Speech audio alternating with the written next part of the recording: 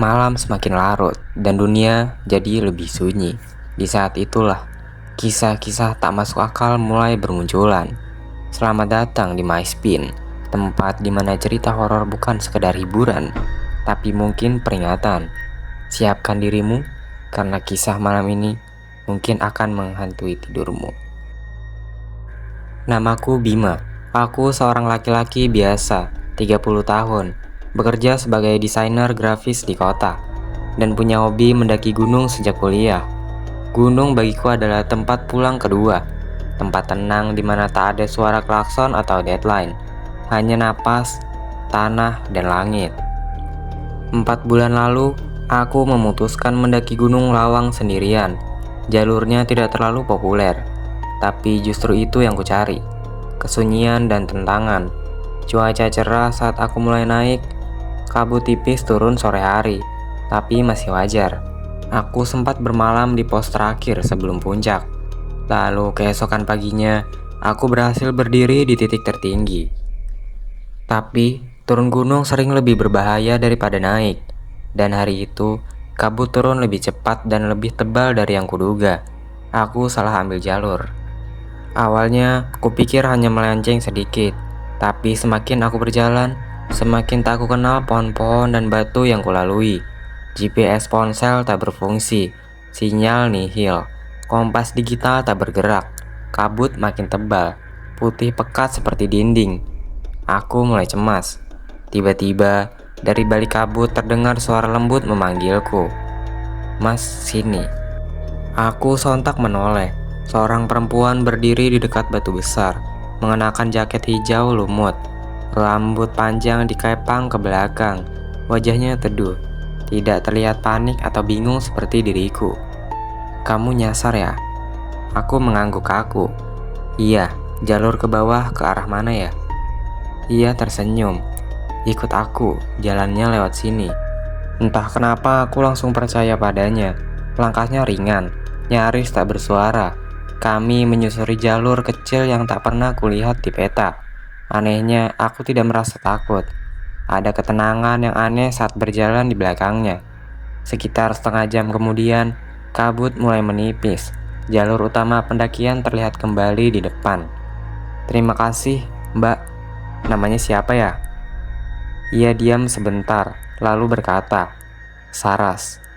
"Saras, terima kasih banyak. Kamu sendiri masih naik atau sudah turun?" "Aku selalu di sini," jawabnya singkat. Lalu ia tersenyum tipis dan berjalan perlahan ke arah kabut. Dalam hitungan detik, tubuhnya menghilang di balik putihnya. Aku berdiri membeku. Selalu di sini. Tapi waktu itu aku hanya mengira dia pemandu lokal atau relawan jalur. Belum ada firasat apapun.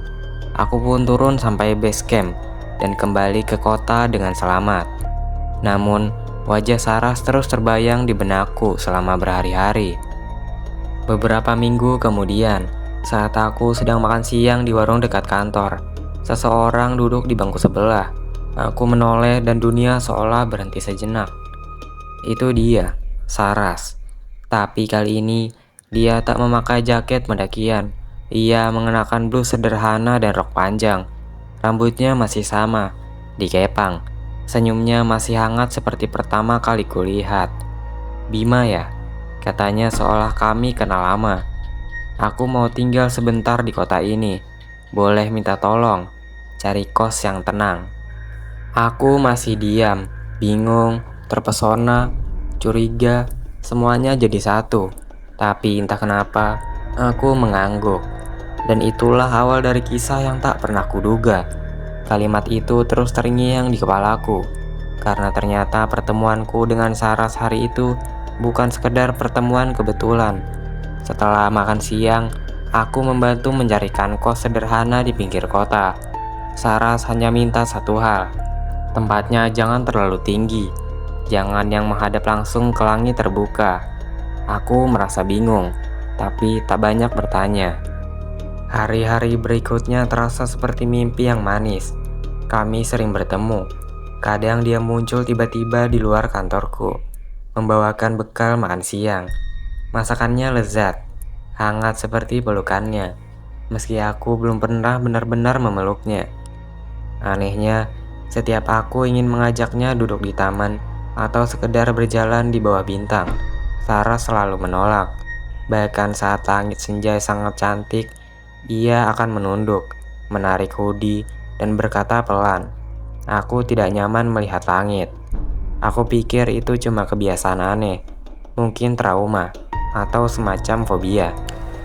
Tapi karena selain itu ia sempurna, baik, lembut, sederhana, aku tidak mempermasalahkannya.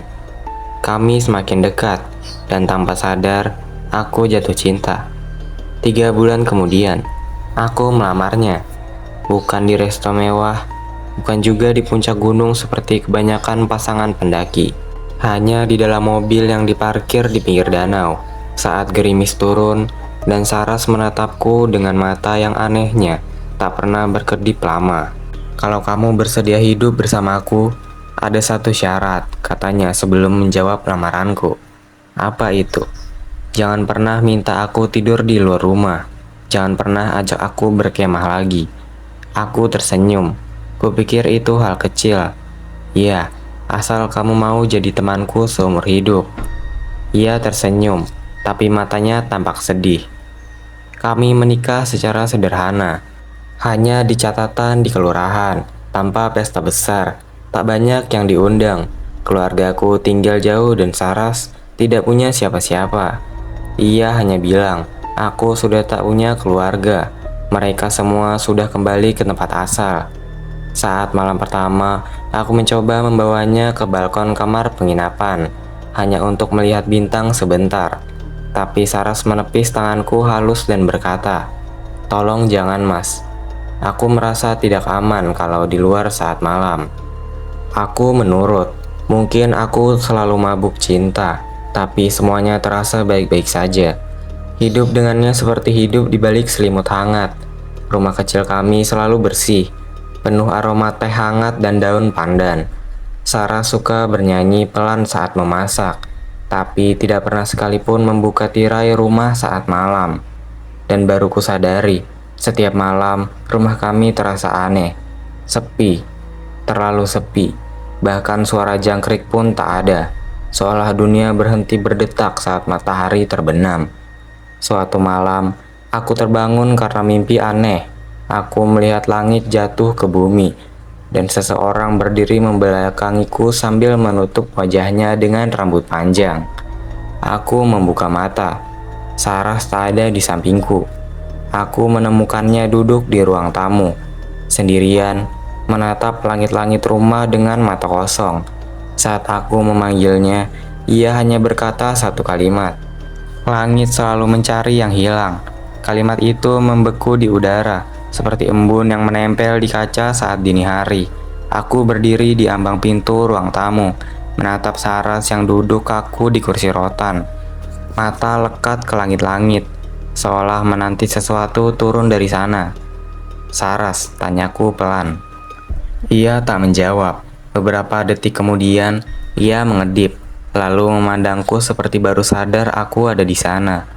"Oh Mas, maaf, aku ngelindur ya." Aku mengangguk ragu. "Tadi kamu bilang langit mencari yang hilang." Saras tersenyum samar. "Kadang mimpi bercampur dengan kenangan. Aku nggak ingat." Lalu ia bangkit, menyentuh lenganku, dan membawaku kembali ke kamar. Tapi malam itu aku tak bisa tidur. Kata-katanya mengendap dalam benakku seperti bisikan yang tak mau diam. Langit selalu mencari yang hilang. Apa maksudnya? Hari-hari berikutnya, kebiasaan Saras mulai berubah. Ia sering berdiri diam di depan jendela pada pukul-pukul ganjil, menatap langit sore dengan wajah tegang. Kadang aku melihatnya menggigit bibir sampai pucat. Kadang ia berbisik sendiri, pelan, nyaris seperti doa dalam bahasa yang asing. Suatu sore, aku memberanikan diri membuka album fotoku saat mendaki Gunung Lawang, ingin menunjukkan padanya foto-foto langit, kabut, dan jalur pendakian yang indah. Kupikir itu akan membuka kembali kenangan manis kami. Tapi begitu kulihat foto itu, jantungku seperti berhenti berdetak. Di salah satu foto yang kuambil saat kabut turun, Samar-samar ada sosok perempuan berdiri di kejauhan. Di antara pepohonan, wajahnya tak terlihat jelas, tapi rambutnya panjang, dan ia mengenakan jaket hijau lumut. Itu Saras, tapi yang membuatku merinding, foto itu kuambil sebelum aku bertemu dengannya. Keringat dingin mengucur, tanganku gemetar saat membawa laptop ke ruang tengah. Saras sedang menyapu lantai. Saras, kamu ingat? Aku foto ini sebelum ketemu kamu, tapi kamu ada di sana. Lihat, itu kamu kan? Saras menatap layar hanya beberapa detik, lalu menutupnya dengan tenang. Kamu salah lihat, Mas. Itu cuma kabut yang bentuknya mirip orang. Tapi, jangan terlalu sering lihat langit atau kabut, katanya pelan. Suaranya berubah lebih dalam dari biasanya. Kadang mereka bisa melihat baik. Aku tidak tahu siapa mereka, tapi malam itu aku tidur dengan lampu menyala, dan untuk pertama kalinya, aku merasa tidak benar-benar sendiri di rumah itu, meski hanya ada aku dan Saras. Pagi harinya, aku menerima telepon dari seorang pendaki senior yang dulu pernah bersamaku menjelajahi Gunung Lawang. Bim, kamu masih ingat kejadian 5 tahun lalu di Lawang? Ada pendaki perempuan hilang dan gak pernah ditemukan. Aku bingung. Kenapa? Waktu itu dia naik sendirian. Katanya dia suka menyendiri, gak suka tidur di luar. Selalu pasang tenda rapat. Namanya Saraswati. Aku menggenggam ponsel erat-erat. Suara dari seberang seolah bergema lama dalam kepalaku.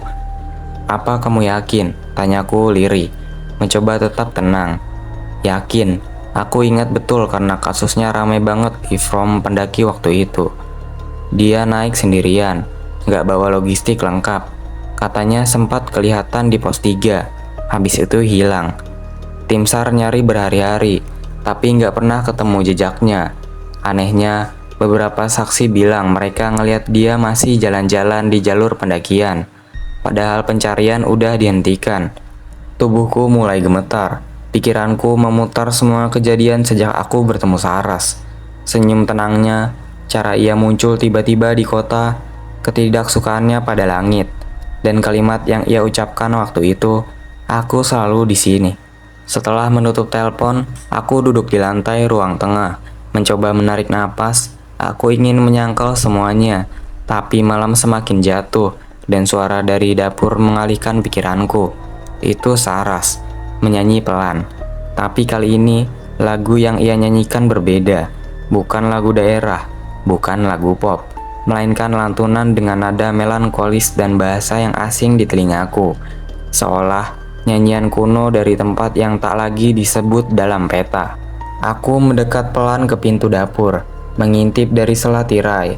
Saras berdiri membelakangi kompor, menggoyang tubuhnya perlahan seirama nada. Di sekelilingnya, bayangan-bayangan di dinding bergerak sendiri, seperti ikut menari. Aku mundur perlahan. Hati ini berdebar tak karuan. Keringat dingin membasahi tanganku. Siapa sebenarnya Saras? Hari berikutnya, aku mencari informasi lebih dalam tentang hilangnya pendaki bernama Saraswati. Aku menemukan satu unggahan lama dari akun anonim di forum pendaki. Aku ikut tim pencarian Saraswati tahun 2018. Anehnya, anjing pelacak malah mengarah ke jalur barat yang tak masuk peta resmi. Jalur itu dikenal sebagai jalur bayangan oleh warga lokal. Katanya, jalur itu hanya muncul untuk orang-orang yang dipanggil. Yang bikin aku merinding, saat malam ketiga di pos pencarian, aku mendengar nyanyian perempuan. Teman-temanku juga dengar. Tapi saat dicari, tak ada siapa-siapa. Hanya kabut dan jejak kaki yang menghilang di antara akar pepohonan. Satu pesan dari juru kunci gunung yang tak pernah aku lupa. Kalau kau bertemu Saraswati di atas sana, jangan ajak dia turun, biarkan dia tinggal di langit. Pikiranku semakin kacau. Aku menatap foto pernikahan kami di meja. Wajahku tersenyum cerah. Wajah Saras, cantik, teduh, tapi jika kulihat lebih lama, ada sesuatu di balik matanya. Sebuah jarak yang sangat jauh, seolah ia tak benar-benar berada di dunia ini. Malamnya, aku memberanikan diri untuk bertanya saat kami duduk di ruang tamu. Saras, Kamu pernah tinggal di tempat yang sangat tinggi ya? Ia menoleh perlahan. Kenapa tanya begitu? Ada orang yang bilang, kamu hilang di Gunung Lawang. Hening. Detik berlalu seperti beban. Saras menatapku lama. Wajahnya tenang, tapi matanya seperti kaca yang nyaris retak. Aku tidak hilang, Mas. Aku hanya belum pulang. Lalu ia berdiri. Aku mau tidur dulu. Jangan buka jendela malam ini ya. Aku mengangguk, meski tenggorokanku tercekat. Setelah ia masuk kamar, aku pelan-pelan membuka tirai jendela dan terdiam. Di halaman rumah kami, kabut mulai turun, tapi kami tinggal di dataran rendah. Kabut seperti itu seharusnya tidak ada di sini, dan yang membuatku tak bisa berpaling, kabut itu bergerak pelan dari arah gunung. Padahal rumah kami berada puluhan kilometer dari kaki Gunung Lawang. Tak masuk akal jika kabut setebal itu turun di sini, apalagi hanya menyelimuti halaman kami seperti gumpalan awan yang sengaja diturunkan dari langit. Aku menutup tirai cepat-cepat. Jantungku berdegup lebih kencang dari sebelumnya. Ada sesuatu yang tak bisa dijelaskan sedang terjadi, dan aku tahu, aku tak bisa diam saja. Malam itu, aku duduk di meja kerja, menyalakan laptop, dan mulai menulis satu tujuan di noteku. Aku harus kembali ke Gunung Lawang. Aku harus tahu siapa Sarah sebenarnya. Keesokan paginya, aku berpura-pura berangkat kerja lebih pagi. Saras hanya mengangguk, tapi matanya mengawasi langkahku. Kalau bisa, jangan terlalu dekat dengan langit siang ini, Mas, katanya tiba-tiba. Aku hanya tersenyum canggung, menahan gejolak dalam dada. Di dalam tas ranselku sudah ada sepatu gunung, senter kepala, botol air, dan kamera kecil. Perjalanan menuju kaki Gunung Lawang terasa lebih sunyi dari biasanya. Sepanjang jalan, pohon-pohon pinus yang dulu terasa akrab kini seolah menatapku kembali. Angin terasa lebih dingin meski matahari bersinar terang. Di warung kecil dekat base camp, aku bertemu Pak Seno, juru kunci setempat yang dulu pernah membantuku waktu pendakian pertama. Mas Bima, sapanya sambil menunduk sopan. Wah, sudah lama tidak kesini. Aku mengangguk. Saya cuma mau tanya, Pak. Apa benar dulu ada pendaki hilang di jalur Lawang Barat yang namanya Saraswati? Pak Seno terdiam. Wajahnya menegang. Lalu pelan-pelan ia duduk. Apa Mas pernah bertemu dia? Tanyanya dengan nada hati-hati. Aku tak menjawab langsung, hanya menghela napas. Saya menikahinya. Pak Seno langsung menunduk, seperti baru saja mendengar kabar bahwa seseorang menikahi bayangan. Kalau begitu, Mas harus hati-hati. Saraswati bukan orang biasa. Ia bukan hanya hilang, ia tertinggal di jalur yang tidak boleh dilalui siapapun. Aku tertegun. Jalur itu ada. Pak Seno mengangguk pelan. Kami menyebutnya jalur yang tidak ada di peta. Hanya muncul saat kabut turun dengan niat tertentu. Dan hanya jiwa-jiwa yang kehilangan arah yang bisa menemukannya. Malam itu aku menginap di base camp kecil, tapi tidurku tak nyenyak. Dalam mimpi, aku melihat Saras berdiri di antara pohon cemara. Wajahnya sayu, mulutnya berbisik. Jangan ikuti aku, Mas. Aku takut kamu juga tersesat. Tapi ketika aku hendak menjawab, suara angin menghapus semua. Pagi-pagi sekali, aku memulai pendakian sendirian. Kabut masih belum turun, tapi aku sudah hafal jalurnya. Aku menyusuri jalan setapak menuju pos 2. Tampak terakhir aku melihat Sarah sebelum pertemuan kami di kota dulu. Dan di sana, aku melihatnya di balik semak yang mengering, tertutup daun-daun gugur. Sebuah jalur kecil yang tak pernah aku sadari sebelumnya. Jalur itu menurun ke lembah yang dipenuhi kabut. Meski hari masih pagi, jalur itu tidak ada di peta manapun. Dan hatiku tahu, di sanalah jawaban tentang Saras menunggu. Tanpa pikir panjang, aku melangkah masuk ke jalur sempit itu. Jalur yang tidak ada di peta, tertutup akar dan dedaunan, seakan menyembunyikan sesuatu yang tak ingin ditemukan. Semakin jauh aku melangkah, suasana di sekitarku berubah perlahan. Suara serangga menghilang, burung-burung tak lagi terdengar. Hanya bunyi langkah kakiku di atas tanah lembab, dan hembusan angin yang terasa berat. Aku mengaktifkan senter kepalaku meski hari belum gelap. Kabut di sekitarku makin padat, seperti tirai tebal yang menolak diterobos. Tapi aku terus melangkah. Lalu aku mendengarnya, sebuah suara dari dalam kabut. Lembut, terputus-putus seperti nyanyian. Dan aku mengenal suara itu. Itu Saras. Aku berhenti sejenak. Saras, panggilku. Ragu. Tak ada jawaban. Tapi nyanyiannya makin jelas, mengalun dari arah lembah di sebelah kiri. Aku berbelok mengikuti suara itu, menyibak ranting dan semak. Dan tiba-tiba, aku berdiri di sebuah lahan kecil, seperti lapangan tersembunyi di tengah hutan. Dan di sana, di bawah sebatang pohon besar, berdiri sebuah bangunan kayu tua yang hampir runtuh. Rumah di tengah hutan. Aku mendekat pelan-pelan. Kayu lantainya rapuh. Jendela-jendelanya ditutupi kain lusuh. Saat aku menyentuh pintunya, tiba-tiba nyanyian itu berhenti. Keheningan turun seperti selimut. Dan perlahan pintunya terbuka sendiri. "Selamat datang, Mas," kata suara yang sangat aku kenal. Tapi kali ini ia terdengar berbeda, dalam, bergema, seolah datang dari tempat yang jauh.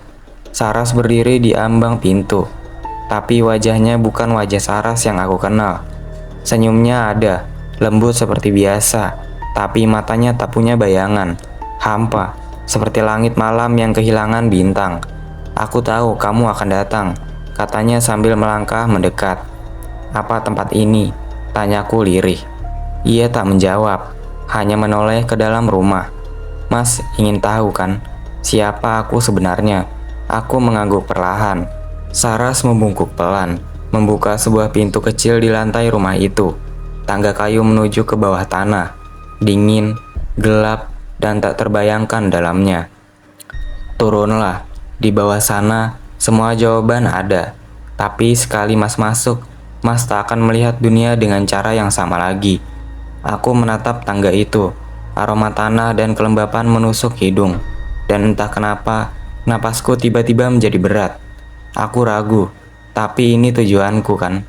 Menemukan kebenaran, meski harus menembus gelap yang tak punya ujung. Aku mengangguk.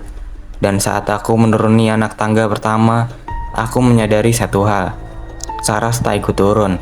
Ia hanya berdiri di atas dan menutup pintunya perlahan. Gelap langsung menyambutku. Suara kayu berderit saat pintu di atas menutup rapat. Cahaya dari senter kepalaku seolah tak mampu menembus lebih dari 1 meter ke dalam. Tangga di bawahku dingin, lembab, dan bau tanah makin kuat. Tapi aku terus melangkah. Aku tak tahu sudah berapa lama aku menuruni tangga itu. Tapi ketika akhirnya kakiku menyentuh lantai datar, aku mendapati diriku berada di dalam sebuah ruangan batu. Langit-langitnya rendah, dindingnya dipenuhi ukiran aneh, simbol-simbol yang tak kukenal, mirip tulisan kuno yang tergores dari zaman sebelum ada sejarah. Di tengah ruangan itu, ada sebuah meja kayu tua. Di atasnya tergeletak puluhan benda kecil, foto-foto lusuh, potongan pakaian pendaki, dan selembar buku catatan. Semuanya tertata seperti altar. Aku mengambil salah satu foto, dan jantungku berhenti sesaat. Itu foto seorang pendaki, dan ia mengenakan jaket biru tua yang aku tahu pernah kulihat di rumah kami, di lemari Saras. Aku mengambil buku catatan itu dan membukanya perlahan. Halaman-halaman di dalamnya penuh tulisan tangan. Aku membaca satu paragraf, dan tulang punggungku terasa dingin. Hari keempat hilang. Tak ada jalan keluar. Hutan ini memutar arah. Tapi setiap malam, suara perempuan itu datang dan membisikkan janji pulang. Ia bilang, kalau aku tetap bersamanya, aku akan selamat. Tapi aku mulai ragu, karena setiap aku tidur, aku bangun di tempat yang sama. Aku mundur selangkah, lalu membuka halaman terakhir. Ada satu kalimat, ditulis dengan goresan tergesa. Namanya Saras, tapi dia bukan manusia. Tanganku gemetar. Aku jatuh tertunduk di lantai batu. Tiba-tiba, dari dinding sebelah kanan terdengar suara gesekan, seperti seseorang menyeret jari di permukaan batu. Aku menoleh. Dinding itu bergeser terbuka, dan di baliknya sebuah lorong panjang muncul. disinari cahaya kekuningan dari obor-obor yang menyala sendiri di dinding. Langkah kaki bergema dari ujung lorong, dan muncullah seorang laki-laki berpakaian lusuh. Wajahnya pucat dan matanya merah. Ia menatapku seakan tak percaya. "Mas, masih hidup?" tanyanya. "Apa kamu juga pendaki?" Suaraku parau. Ia mengangguk lemah. "Kami semua terjebak di sini karena dia." "Dia?" Lelaki itu menunjuk ke dinding yang diukir wajah wanita bermahkota daun. Wajah itu mirip Saras, tapi tatapannya dingin, tak bernyawa. Dia penjaga kabut. Setiap orang yang mendaki tanpa restu bisa saja jatuh ke dalam jalurnya. Tapi kalau Mas menikahinya, itu berarti Mas diberi pilihan terakhir. Aku menatapnya bingung. "Pilihan apa?" Ia mendekat dan berbisik lirih. "Tinggal dan bersama dia selamanya." Aku kembali, tapi kehilangan semua yang Mas tahu tentangnya. Dan di detik itu, aku sadar, tak ada jalan keluar tanpa harga yang harus dibayar. Aku harus memilih melanjutkan pencarian ke dalam atau mencari jalan pulang. Dan mungkin tak mengenali lagi wanita yang kucintai.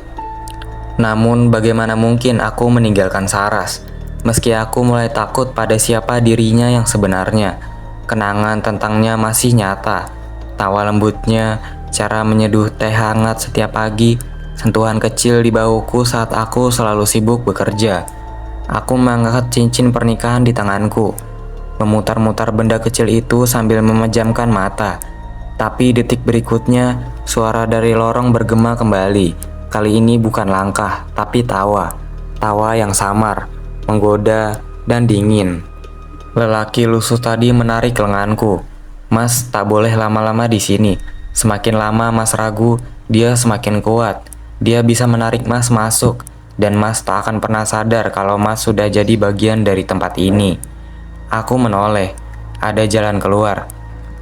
Ia mengangguk, "Satu-satunya, tapi Mas harus mengembalikan sesuatu yang pernah diberi."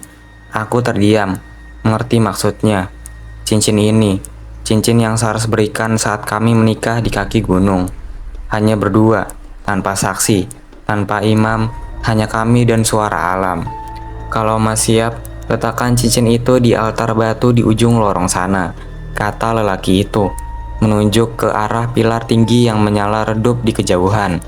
"Tapi hati-hati, begitu Mas melepas ikatan, dia akan tahu, dan dia akan mencoba menahan Mas dengan caranya."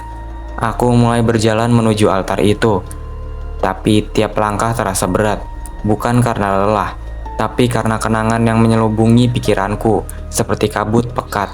Suara Saras memanggil, suara lembut yang selalu kurindukan. "Mas, aku di sini, jangan pergi."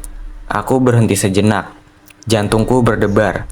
Itu bukan suara dalam kepala, itu nyata. Dan ketika aku menoleh ke belakang, dia berdiri di sana. Saras. Tapi kini gaunnya menjuntai seperti kabut itu sendiri. Rambutnya bergerak pelan, seperti ditiup angin yang tak terasa. Wajahnya pucat, tapi matanya menyimpan seluruh langit yang pernah kucintai. "Mas gak percaya aku?" tanyanya lirih. Aku menahan napas. Aku ingin percaya, tapi semua yang kutemukan hari ini mengikis logika. "Aku mencintaimu, Saras," kataku jujur.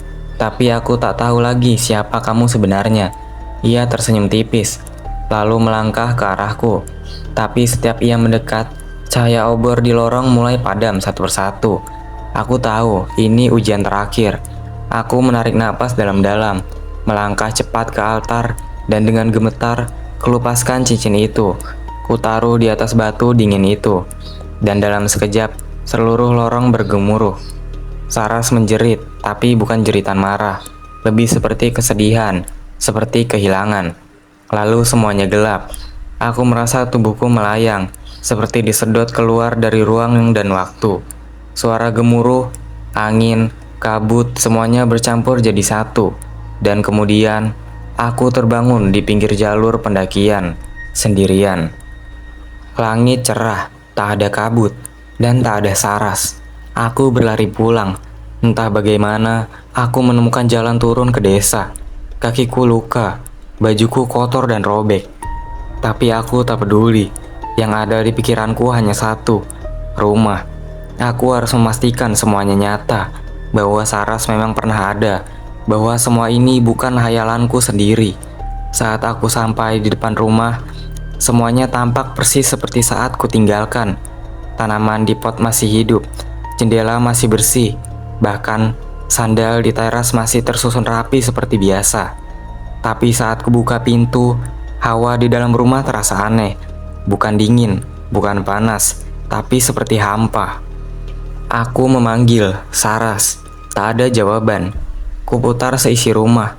Kamar kami, dapur, ruang kerja, semua bersih dan tertata rapi. Tapi tak ada jejak Saras. Bahkan fotonya yang dulu kupajang di meja ruang tamu sudah tak ada. Album pernikahan kami hilang. Gaunnya yang biasa tergantung di balik pintu lemari juga menghilang. Seolah dia tak pernah tinggal di sini. Aku membuka laci-laci, lalu komputer, ponsel, tak ada satupun pesan, foto, atau kontak atas nama Saras. Kurasakan lututku lemas. Aku duduk di lantai, memejamkan mata, mencoba mengingat suara tawanya, aroma rambutnya, cara mencampur madu ke tehku, tapi semua mulai memudar, seperti mimpi yang menguap saat mata terbuka terlalu cepat. Namun, saat aku membuka pintu kamar mandi, aku terdiam. Di meja kecil dekat wastafel, ada benda yang membuat seluruh dadaku berdegup. Sebuah sisir kayu tua, sisir milik Saras, yang selalu ia bawa sejak kami bertemu. Aku mengambilnya dengan tangan gemetar. Masih ada helai rambut panjang yang tersangkut di sela-sela giginya. Dan saat aku memutar sisir itu, aku melihat sesuatu yang tak pernah aku sadari sebelumnya. Ada ukiran di pegangannya, simbol kecil, sama persis dengan ukiran di dinding ruangan bawah tanah di lorong gunung itu.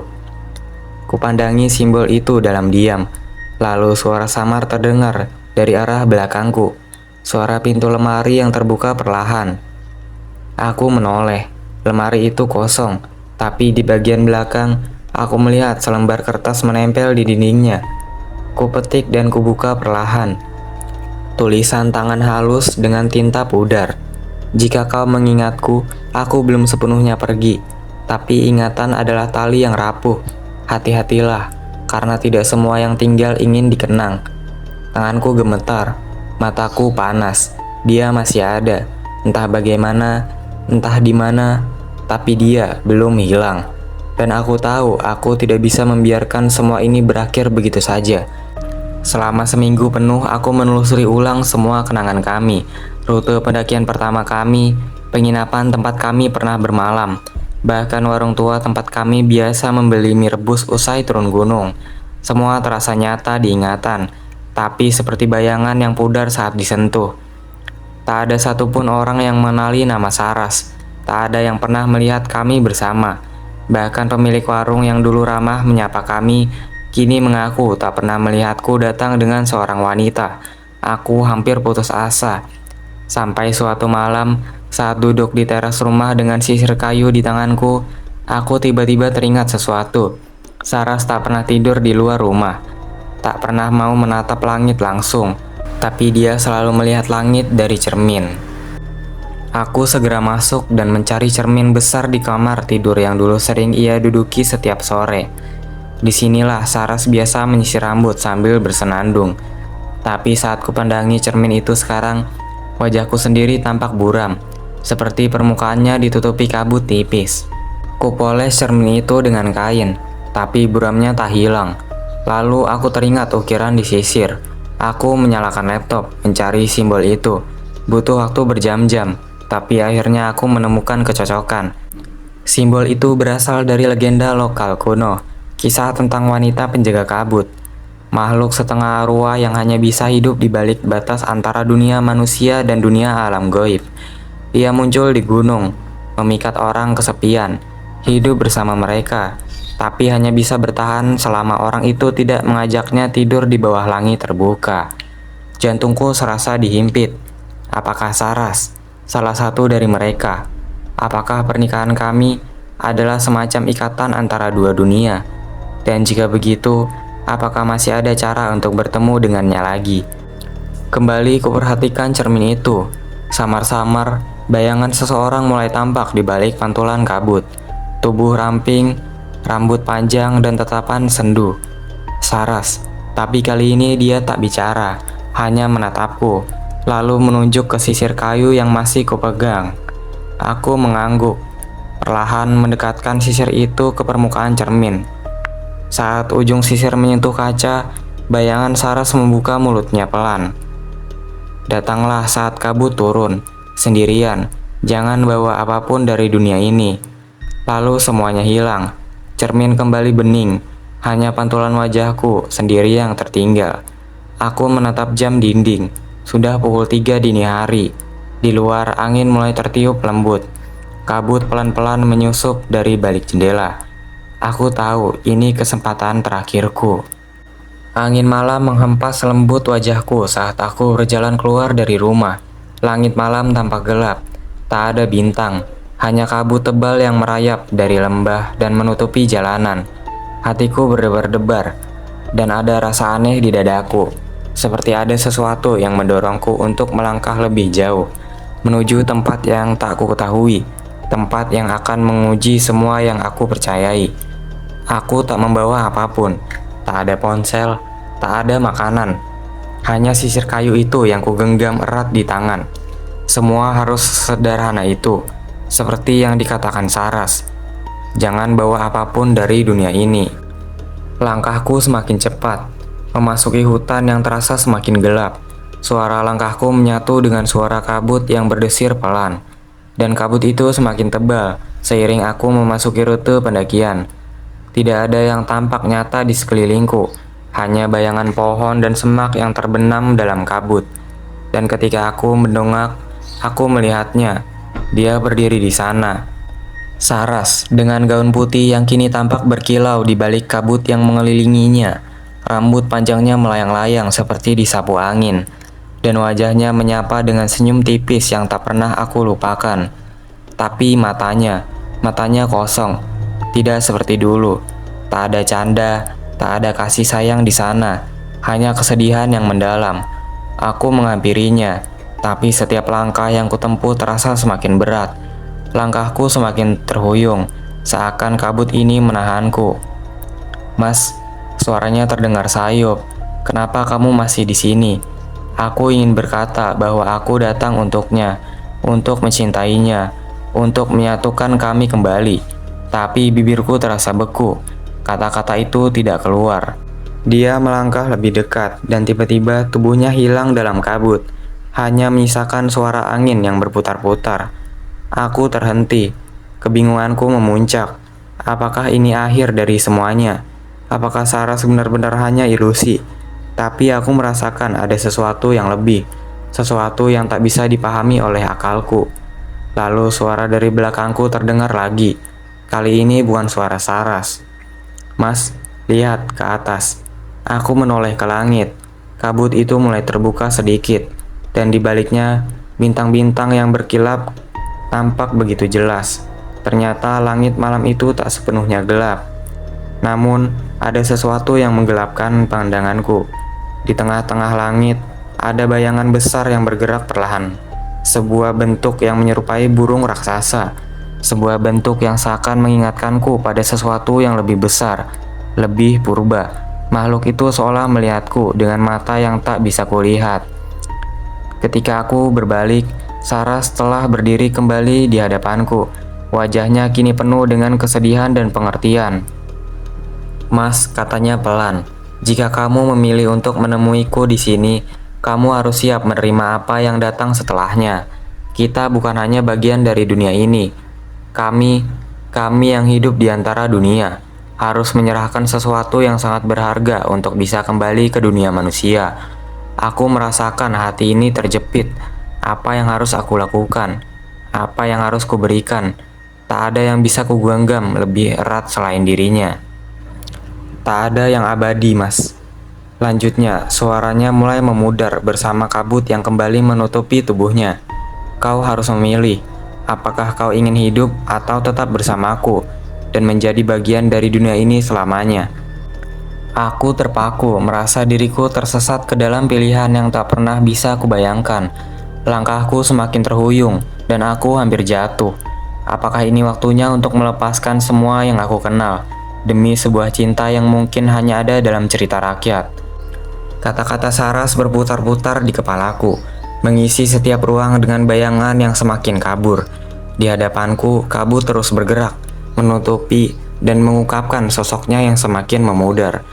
Semuanya terasa seperti mimpi, namun juga terlalu nyata untuk diabaikan. Cinta yang kupilih, kehidupan yang kujalani, semuanya kini berada di persimpangan jalan yang begitu sunyi, tanpa arah yang jelas. Aku teringat pada semua kenangan indah yang pernah kami buat bersama. Tawa Saras, matanya yang berbinar, tangannya yang selalu menggenggam erat milikku. Semuanya terasa seperti sebuah dunia yang tak mungkin kukembalikan. Tapi aku harus membuat pilihan. Kuhirup napas dalam-dalam, menatapnya dengan tekad. Aku ingin hidup, ucapku dengan suara serak. Aku ingin kembali ke dunia manusia, kepada keluarga dan teman-temanku. Aku ingin merasakan waktu yang lebih lama bersama mereka. Aku ingin lebih banyak kenangan. Tapi jika itu berarti kehilanganmu selamanya, aku siap. Saras menatapku dengan mata yang penuh kelembutan, seolah mencoba memahami setiap kata yang keluar dari bibirku. Kamu tahu, Mas, aku sudah memilih sejak lama. Suaranya seperti angin yang menenangkan. Meski penuh dengan kegetiran, aku datang ke dunia ini untuk menemui seseorang yang bisa mengingatku, mencintaiku tanpa syarat. Tapi hidup ini tak selalu bisa berjalan sesuai keinginan. Cinta kita adalah cinta yang terlahir dari dua dunia yang tak bisa dipersatukan. Dia melangkah mundur pelan, tubuhnya semakin menghilang dalam kabut. Sekarang, aku harus kembali ke tempatku, Mas. Kamu juga harus kembali ke dunia manusia. Kita tak pernah benar-benar bisa bersama, tapi kenangan kita akan selalu ada, meski tidak bisa dilihat atau disentuh. Aku merasa dunia ini terbalik. Semua yang kukenal terlepas begitu saja. Sementara itu, Saras semakin jauh, dan kabut mulai menutupinya. Tiba-tiba, aku merasakan sebuah tarikan yang kuat di dadaku, sebuah kekosongan yang begitu dalam, seolah aku kehilangan bagian dari diriku yang paling berharga. Rasanya seperti sebuah perjalanan yang panjang, namun harus berakhir terlalu cepat. Aku tak bisa menahan air mata yang tiba-tiba mengalir, tapi aku tahu inilah yang terbaik, inilah jalan yang harus kutempuh. Seperti yang dikatakan Saras, aku akan selalu mengingatmu, bisikku, meski tak yakin apakah Saras masih mendengarnya. Saras berhenti sejenak, dan untuk terakhir kalinya, ia menoleh dengan senyuman yang begitu lembut.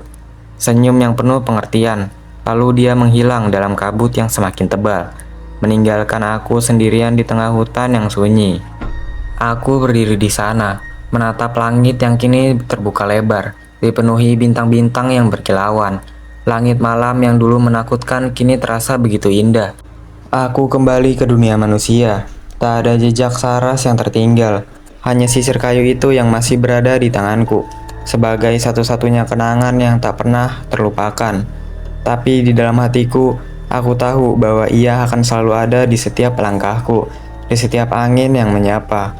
Dan meskipun kami tidak bisa bersama, aku akan selalu mencintainya.